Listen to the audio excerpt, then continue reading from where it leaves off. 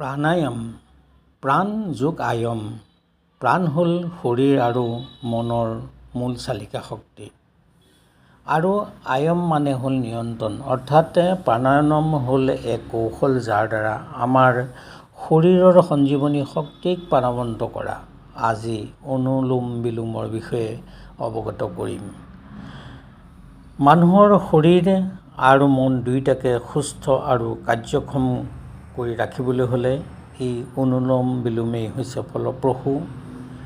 শোষাসনত বহি সোঁ হাতৰ বুঢ়া আঙুলিৰে সোঁ নাকৰ ফুটা বন্ধ কৰি বাওঁ নাকেৰে দীঘলকৈ উশাহ টানি লৈ তাৰ পাছত অনামিকা আঙুলিৰে বাওঁ নাকৰ ফুটাটো বন্ধ কৰি সোঁ নাকেৰে লাহে লাহে বায়ু উলিয়াই দিব লাগে।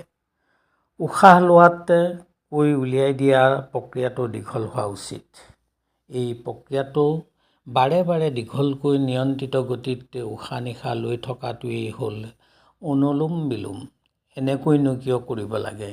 এনে প্ৰাণায়ামত উশাহ ভিতৰলৈ টানি লওঁতে হাওঁফাওৰ কোষবোৰৰ ভিতৰত বায়ুৰ লগতে যথেষ্ট পৰিমাণে অক্সিজেন গেছ সোমায়।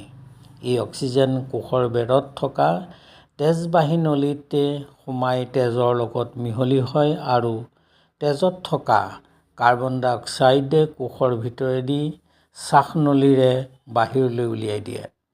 এনেদৰে হাওঁফাওত গেছৰ ক্ষীপ্ৰ আৰু ফলপ্ৰসূ সালসলনি হোৱাৰ ফলত শৰীৰৰ প্ৰতিটো কোষেই পৰ্যাপ্ত পৰিপুষ্টি আৰু অক্সিজেন পায়। ফলত শৰীৰৰ কোষবোৰত ৰোগ প্ৰতিৰোধৰ ক্ষমতা বৃদ্ধি পায়। সেয়েহে এই প্ৰাণায়ামে সামগ্ৰিকভাৱে শৰীৰত হ'ব পৰা সকলো ধৰণৰ ৰোগ প্ৰতিৰোধ কৰাত সহায় হয়। লগতে নাকৰ দুয়োটা ফুটাকে সমানে ব্যৱহাৰ কৰাৰ ফলত নাকৰ ফুটা সক্ৰিয় হৈ উঠে। এই প্ৰাণায়াম কৰিলে হাওঁফাওৰ ৰোগ নিৰাময় হয়। উচ্চ ৰক্তচাপ, বহুমূত্ৰ ৰোগ, হৃদৰোগ নিয়ন্ত্ৰিত হয়।